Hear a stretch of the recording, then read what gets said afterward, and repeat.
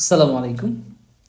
আহ, সাম্প্রতিক সময়ে বাংলাদেশের আহ, ভারত কর্তৃক যে হাসপাতালগুলো বন্ধ করে দেওয়ার এক ধরনের তাদের দাবি, আবার তার প্রেক্ষিতে বাংলাদেশে এই স্বাস্থ্যখাতটি ব্যাপক আলোচিত একটি বিষয়। একজন প্রত্নতাত্ত্বিক গবেষক হিসাবে অতীতের মেডিসিন এবং বাংলাদেশের প্রাচীন ওষুধ নিয়ে আমার বেশ আগ্রহ আছে, সেটি নিয়ে আমি কাজ করছি। এবং আমরা চেষ্টা করব আমাদের এই আলোচনায় যে বাংলাদেশের মেডিসিনাল হিস্ট্রি, ইতিহাস এবং তার সঙ্গে বাংলাদেশের এই চলমান যেই মেথোডোলজি আছে সেগুলোর কি কি সংকট আছে, ভবিষ্যতে আমরা কিভাবে, আমরা যদি ওষুধ খাতের কথা বলি সেখানে দুই ধরনের ধারা আছে, সেকুলার মেডিসিন আছে, রিলিজিয়াস মেডিসিন আছে।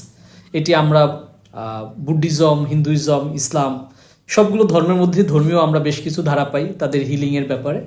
এবং আমাদের গবেষণার আগ্রহের জায়গাটা হচ্ছে যে আমরা কিভাবে সেকুলার মেডিসিনের সাথে আমাদের রিলিজিয়াস মেডিসিনকে মার্জ করে একটা মেথড ডেভেলপ করতে পারি, যেটি আমাদেরকে আমাদের চলমান স্বাস্থ্য সংকটের জায়গায় একটা সমাধান হিসাবে নতুন করে পথ দেখাবে।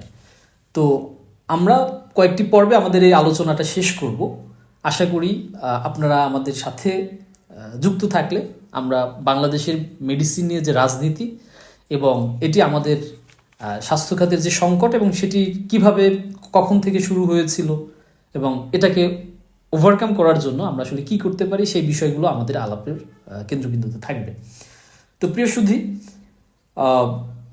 আমরা যদি দেখি যে আমাদের চলমান মেডিসিন যে ধারাগুলো আছে বাংলাদেশের মধ্যে, তার মধ্যে সবচেয়ে ডমিনেন্ট ধারা হচ্ছে অ্যালোপ্যাথিক। মজার ব্যাপার হচ্ছে এই অ্যালোপ্যাথিক ধারাটি ব্রিটিশরা তাদের, যখন তারা এদেশে এসেছে তাদের আসার মধ্য দিয়ে এটি শুরু হয়েছে। এর আগে আমাদের ইউনানি, তারও আগে আয়ুর্বেদিক এবং আমাদের যে ইন্ডিজেনাস মেডিসিন, হার্বস মেডিসিন, সেগুলো আমাদের দেশে খুব জনপ্রিয় ছিল।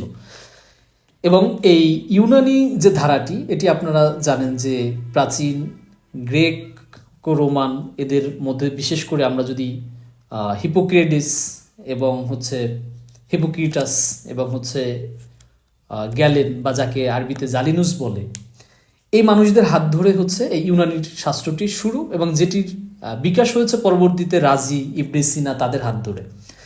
এবং সেখানে গিয়ে আমরা আবার ইসলামের একটি ধারা আছে তিব্বে নববী।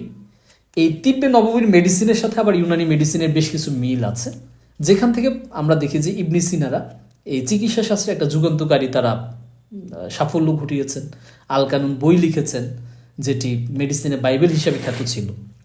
এবং এই ধারাটি মুঘল আমলে ভারতে বেশ জনপ্রিয় একটি ধারা হিসাবে প্রচলিত ছিল, বাংলাতেও সেই ধারাটি চলমান ছিল। এবং যখন এটি ভারত উপমহাদেশে এসেছে তখন এটি আয়ুর্বেদের সাথে মিথস্ক্রিয়ায়, ইউনানি থেকে যেমন আয়ুর্বেদ মেডিসিন বেনিফিটেড হয়েছে, আবার আয়ুর্বেদিক বেদিক চিকিৎসার অনেকগুলো ধারা, অনেকগুলো কনসেপ্ট, অনেকগুলো এলিমেন্ট ইউনানি মেডিসিনে যুক্ত থেকে পরস্পরকে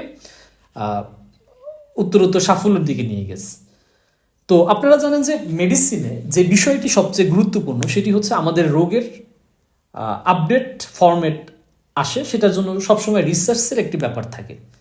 তো এটি প্রাচীন যুগে, মধ্যযুগে আমাদের চিকিৎসকরা তাদের সেই জায়গাতে রাষ্ট্রীয়ভাবে তাদেরকে সেই পৃষ্ঠপোষকতা, সহযোগিতা দেওয়া হতো।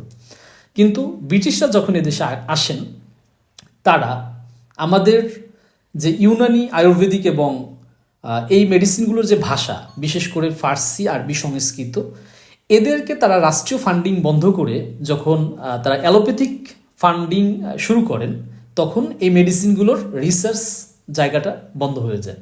ফলে এই ধরনের শাস্ত্র, যেটি হচ্ছে এক ধরনের, আমরা যদি বলি যে প্রাচীন মিশর থেকে, মেসোপটেমিয়া থেকে, গ্রিক, রোমান, অ্যারাবিক হয়ে ইন্ডিয়াতে এসে, আর আয়ুর্বেদিক যেটি ইন্ডিয়া থেকে ছিল, এই যে দীর্ঘ সময়ের, দীর্ঘকালের দেশ মহাদেশ পেরিয়ে তারা যে একটি তাদের কালোত্তীর্ণ মেডিসিন হিসেবে তারা মানুষকে যে হিলিং প্র্যাকটিসে ভূমিকা রেখেছিল, সেটা কিন্তু স্থবির হয়ে যায়। এবং এটি যে আসলে কালোত্তীর্ণ ছিল এটি বোঝার কিন্তু একটা মজার ব্যাপার হচ্ছে যে ব্রিটিশরা, আমরা দেখি তারা ভারতের ইউনানি চিকিৎসক হাকিম আজমল সাহেব এবং বাংলাদেশে আমরা দেখি যে স্যার সলিমুল্লাহর যে ব্যক্তিগত চিকিৎসক ছিলেন, ওনারা কিন্তু শিফাউল মুলক উপাধি দিয়েছেন। কারণ হচ্ছে তারা এত ভালো চিকিৎসক ছিলেন। তো পরবর্তীতে আমরা দেখি স্বাধীন বাংলাদেশে সেই ইউনানি বা আয়ুর্বেদিক চিকিৎসা একেবারেই তার জায়গা সংকীর্ণ হয়ে যায় এবং এর গবেষণার পথটিও অনেকটা বন্ধ, যে কারণে মেধাবীরাও এই জায়গাতে আসছেন না। এটার ফলে যেটি হয়েছে যে আমাদের এই অতীত থেকে চলমান যেই মেডিসিনের ধারা সেটি কিন্তু আমরা হারিয়ে ফেলি। ফলে যেই সংকটটি এখন হয়েছে, আমরা পূর্বেই আলাপ করেছিলাম যে মেডিসিনের সাথে একটা ধর্মীয় বা রিলিজিয়ান কনসেপ্ট জড়িত, বিলিফ জড়িত। ফলে আমরা দেখি যে ইসলামিক মেডিসিন যেটা হচ্ছে ইউনানি মেডিসিনের সাথে মার্জ হয়ে যায়, সেখানে একটা মানুষের লাইফস্টাইল, তার যে খাদ্যাভ্যাস, এটার সাথে সমন্বয় করে হচ্ছে তারা তাদের চিকিৎসাটা করেন। ঠিক বিপরীত আমরা দেখি যে চায়নার যে মেডিসিন আছে অথবা ইন্ডিয়ার যে আয়ুর্বেদিক যে কনসেপ্ট, সেখানেও কিন্তু তাদের ধর্মীয় জায়গাটাকে মেনে নিয়ে তারা তাদের চিকিৎসা করেছেন।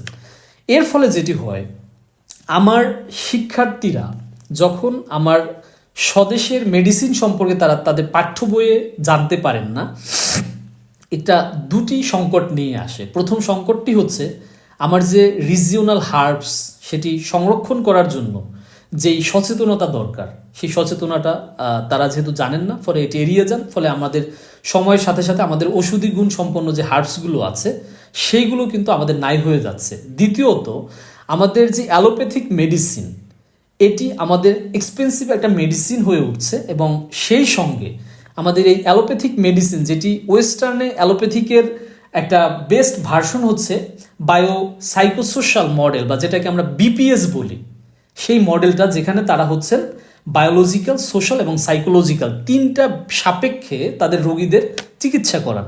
কিন্তু বাংলাদেশে আমাদের যেই সংকটটা আমরা দেখতে পাই সেটি হচ্ছে যে বাংলাদেশে আমাদের সাইকোলজি ব্যাপারটা আমাদের চিকিৎসায় উপেক্ষা করা হয়।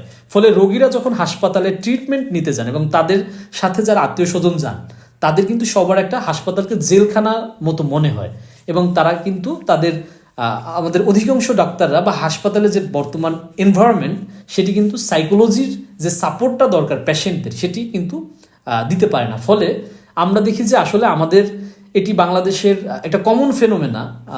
আমার ধারণা যে আমার সাথে আপনারা অনেকেই একমত হবেন যে আমরা হাসপাতালে যাই, হোক সেটি প্রাইভেট হোক সেটি পাবলিক, আমরা আমাদের অনেক টাকা পয়সা খরচ করি, কিন্তু আমরা যেই হিলিংটা চাই, আমরা যেই সুরক্ষাটা চাই, সেটি আমরা অনেকেই হাসপাতাল থেকে পাই না, বরং আমরা অনেক ধরনের মানসিকভাবে একটা যাতনার শিকার হই।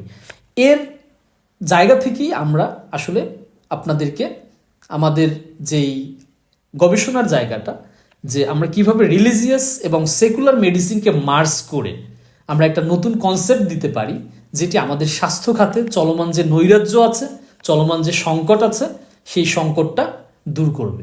আমাদের পরবর্তী যেই পর্বটি আসবে সেটির সাথে থাকুন। আশা করি সেই পর্বে আমরা এই বিষয়টা নিয়ে আরও ডিটেলস আলাপ করব।